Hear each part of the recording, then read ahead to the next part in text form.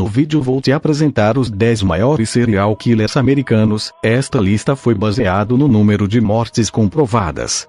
Sabendo disso, se inscreva no canal e deixe seu like. Vamos para a lista. 10º lugar. Paul John Knowles. Paul John Knowles assassinou entre 18 e 35 mulheres. Ele foi morto em 1974 enquanto estava sob custódia depois de tentar agarrar a arma do xerife que o escoltava. Pelo menos uma mulher que conheceu Knowles o descreveu como rudemente bonito, daí o nome de Casanova Killer. Houve outra mulher na vida de Knowles que também sobreviveu ao seu encontro, graças a um aviso psíquico. Seu nome era Angela Kovic. Recentemente divorciada da Califórnia, ela começou a se corresponder com Knowles no início dos anos 1970, enquanto ele estava na prisão por condenações menores. Pensando que havia encontrado o homem dos seus sonhos, Kovic usou seu dinheiro para fornecer aconselhamento jurídico para Knowles. Em maio de 1974, garantiu sua libertação em liberdade condicional. Saindo da prisão estadual da Flórida em Rayford, Knowles voou para São Francisco para encontrar sua noiva. Nesse ínterim, no entanto, Kovic consultou um médium que a alertou sobre um homem novo e perigoso entrando em sua vida. Ela logo rompeu o noivado depois de conhecer Knowles pessoalmente. O assassino de Casanova alegou mais tarde que a rejeição o deixou tão furioso que saiu e matou 3 pessoas naquela noite, embora isso não tenha sido verificado. Sua matança pelo país começou em julho de 1974 e terminou em novembro do mesmo ano, levando da Flórida para a Califórnia e de volta para a Flórida novamente. 9º lugar. William Bonin. Um dos assassinos em série menos conhecidos, William Bonin, nascido em 1947, foi apelidado de um assassino da autoestrada. Como Night Stalker Richard Ramirez e o Slope Strangler Sangelo Bono Jr. e Kenneth Bianchi, Bonin empregou os vastos sistemas de rodovias de Los Angeles e Orange County para recolher suas vítimas e depois se livrar de seus corpos. Bonin matou pelo menos 21 jovens nas áreas da Grande Los Angeles e Orange County no final dos anos 1970 e início dos anos 1980. O assassinato de Donald Hayden, de 15 anos, é especialmente brutal. 27 de agosto de 1979 foi a última noite de Hayden vivo. Ele foi visto pela última vez no Santa Monica Boulevard por volta da 1. Mais tarde naquele dia, seu corpo sem vida foi encontrado espancado e estrangulado em uma lixeira. Havia evidências de que Bonin havia tentado remover os testículos do menino enquanto ele ainda estava vivo e que ele havia sido sodomizado. Bonin também tentou cortar a garganta de Hayden. Isso não tinha em comum para Bonin, pois ele gostava de torturar suas vítimas com furiadores de gelo e cabides antes de estrangulá-las até a morte com suas próprias camisetas.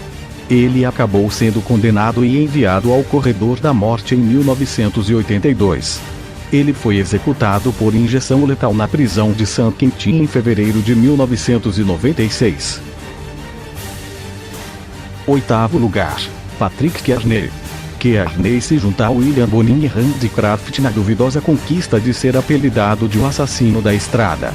Nascido em 1934, Patrick Kearney se alimentava de rapazes, o mais jovem dos quais tinha 8 anos, que pegava em rodovias ou uncovers gays.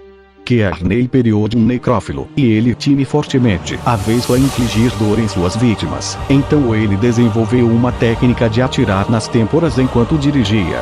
Ele então dirigia para um lugar isolado para fazer sexo com seus cadáveres. Ele costumava bater nos corpos sem vida de sua vítima de uma forma macabra para se vingar dos valentões que zombavam de sua altura de 1,65 durante seus anos de colégio.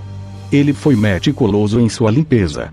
Ele mutilaria e cortaria suas vítimas em pedaços com uma serra, e ele descartaria as partes ao longo de várias paradas na rodovia e em áreas industriais. Ele foi pego quando seu namorado, David Hill, deu seu endereço a um jovem para um namoro. O jovem comunicou o endereço à família antes de partir e, após seu desaparecimento, a informação foi entregue à polícia. Devido a um acordo legal, Kearney foi poupado da pena de morte e está encarcerado na Califórnia, onde permanecerá até sua morte. 7º lugar. Earl Nelson. Earl Leonard Nelson era conhecido como The Gorilla Killer. Ele nasceu em 1897. Por volta dos 10 anos, Nelson colidiu com um bonde enquanto andava de bicicleta e ficou inconsciente por 6 dias. Depois que ele acordou, seu comportamento tornou-se errático e ele sofria de dores de cabeça frequentes e perda de memória. Ele começou seu comportamento criminoso cedo e foi condenado a 2 anos na prisão estadual de San Quentin em 1915, após invadir uma cabana que acreditava estar abandonada. Mais tarde, ele passou um vida em instituições mentais. Nelson começou a se envolver em crimes sexuais quando tinha 21 anos. Em 1921, ele tentou molestar uma menina de 12 anos chamada Mary Summers, mas foi frustrado quando ela gritou e chamou a atenção para ele. Ele foi internado novamente em um hospital psiquiátrico e começou sua matança quando foi liberado em 1925. As vítimas de Nelson eram principalmente senhorias, a quem ele abordaria com a premissa de alugar um quarto. Uma vez que ganhasse sua confiança, ele os mataria, quase sempre estrangulando-os, e se envolveria em necrofilia com seus cadáveres. Ele costumava esconder o corpo, deixando-o debaixo da cama mais próxima por dias. Ele assassinou mais de 20 pessoas e foi finalmente preso e enforcado em 1928. Sexto lugar. Donald Harvey. Donald Harvey era conhecido como o Anjo da Morte. Nascido em Ohio em 1952, Harvey mais tarde mudou-se para London, Kentucky, para cuidar de um parente doente, um paciente do Hospital Marymount. Ele conseguiu um emprego como auxiliar de enfermagem no hospital em 1970. Ao contrário de muitos que entram na área médica pelo desejo de ajudar as pessoas, Harvey via o trabalho como uma forma de ter total controle e poder sobre a vida de uma pessoa. Ele logo se tornou juiz, júri e carrasco de certos pacientes que o irritaram. Logan Evans, um paciente de derrame, foi a primeira das vítimas de Harvey, apenas 2 semanas depois de começar a trabalhar por quase 20 anos. Harvey foi o chamado Anjo da Morte em várias instalações, na maioria das vezes sufocando ou conectando pacientes a máquinas de oxigênio defeituosas. Mais tarde, Harvey também expandiu seus métodos, usando injeções de cianeto ou adicionando arsênico ou veneno de rato à comida dos pacientes. Harvey também era suspeito de matar amigos e conhecido se eles o irritassem. Em 1987, ele foi finalmente preso em Cincinnati, Ohio, depois que a autópsia de um paciente revelou que ele morreu de envenenamento por cianeto. Ele acabou se confessando culpado de 24 acusações de assassinato em 1º grau. No entanto, ele confessou matar mais. Uma investigação posterior acrescentou outras 13 acusações, elevando sua contagem para 37. Ele é suspeito de ter matado cerca de 50 pessoas. Em março de 2017, ele foi encontrado gravemente espancado em sua cela. Ele morreu 2 dias depois. Outro recluso, James Elliott, foi acusado do assassinato de Harvey. Quinto lugar. Juan Corona. Nascido no México em 1934, Juan Corona mudou-se para os Estados Unidos na década de 1950. Em 1962, ele foi contratado como empreiteiro de mão de obra em alguns pomares de frutas em Yuba City, Califórnia, que tinha uma população de cerca de 13 mil. Ele acabou montando seu próprio negócio, fornecendo trabalhadores sazonais para os fazendeiros locais. Em 19 de maio de 1971, um fazendeiro de pêssegos chamado Goro Cageiro notou um buraco incomum, do tamanho de um homem, em seu pomar perto de Yuba City. No dia seguinte, o buraco foi preenchido. Preocupado, Cageiro chamou a polícia, que descobriu o corpo mutilado de Kenneth Vitiacri. 4 dias depois, os corpos de mais 9 homens foram encontrados em covas rasas nos pomares. Todos eles foram golpeados ou esfaqueados até a morte, provavelmente com um facão. Vários homens foram encontrados com as calças puxadas para baixo nos tornozelos, sugerindo um motivo sexual.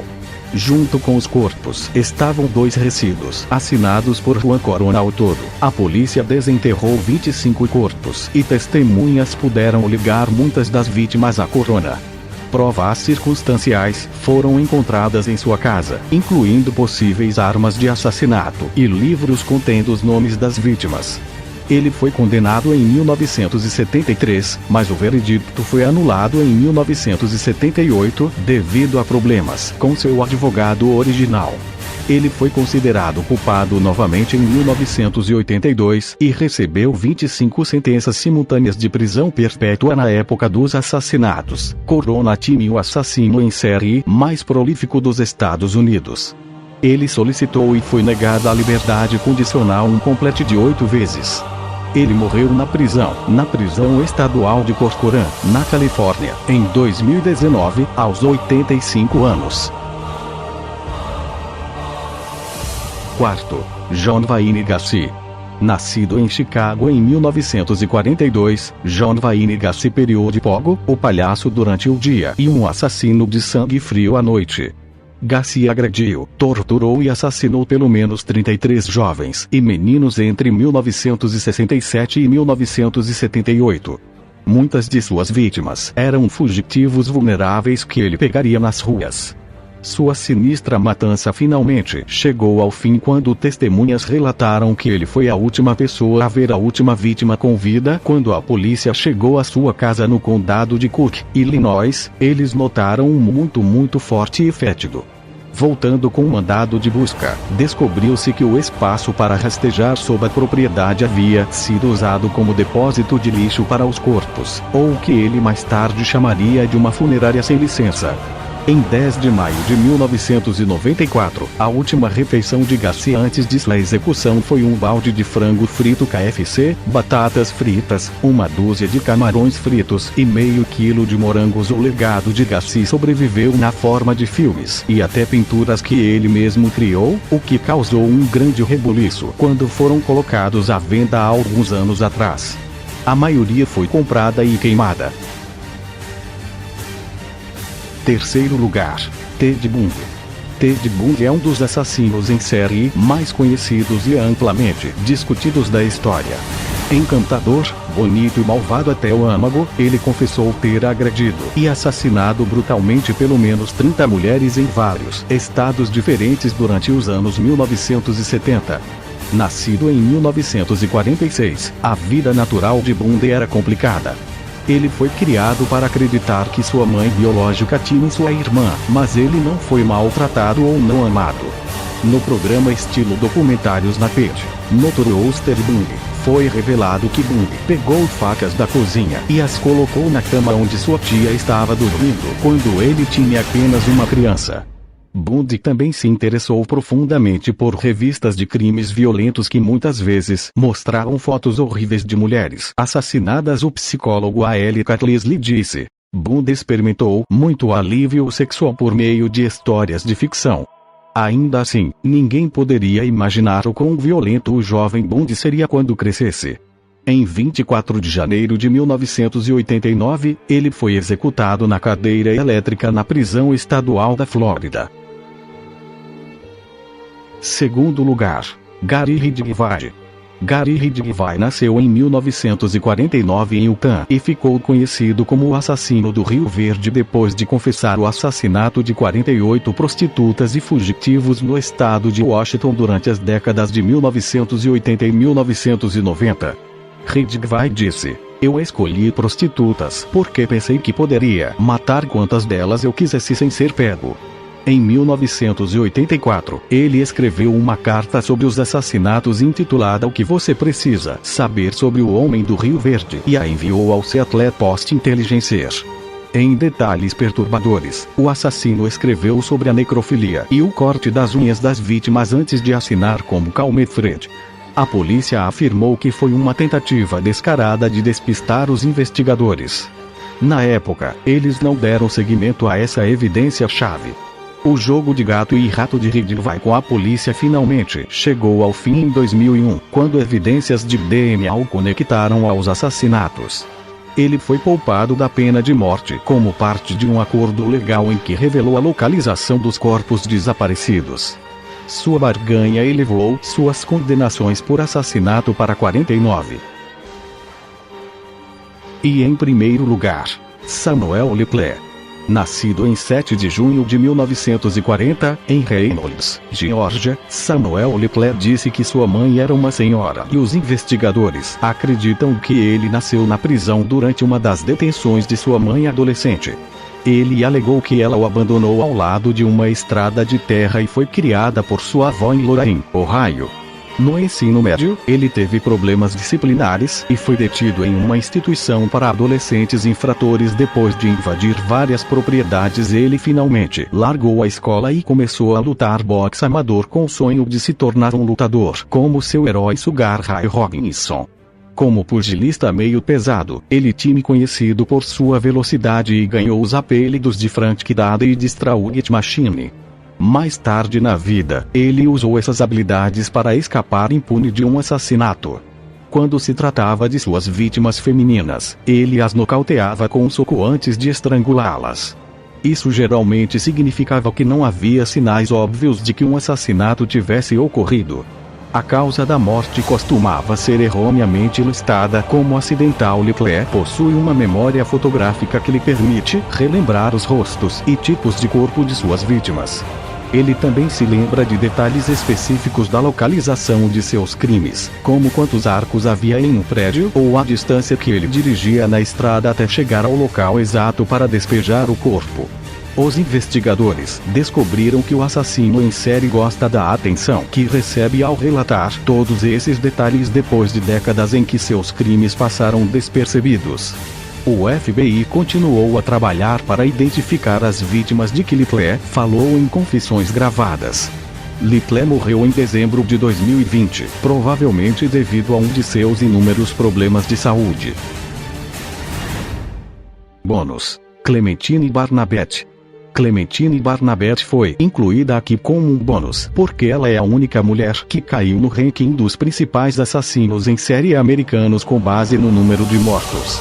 No início dos anos 1900, a vida não poderia ter sido fácil para uma mulher negra em Lafayette, Louisiana, e é por isso que Clementine Barnabette buscava consolo no voodoo. Quando adolescente, ela se tornou a líder de um culto voodoo chamado Igreja do Sacrifício, que rapidamente ganhou muitos seguidores. Sua pregação se tornou mortal quando seus seguidores começaram a matar pessoas com machados enquanto dormiam, 40 no total. Eles fizeram isso para mostrar sua devoção a ela como uma alta sacerdotisa. Eles também acreditavam que a imortalidade poderia ser obtida por meio do sacrifício humano. Nenhum desses crimes foi cometido misericordiosamente também. As vítimas foram todas massacradas e desmembradas brutalmente. A própria Barnabette foi responsável por 17 assassinatos com machado e é considerada a primeira assassina em série negra.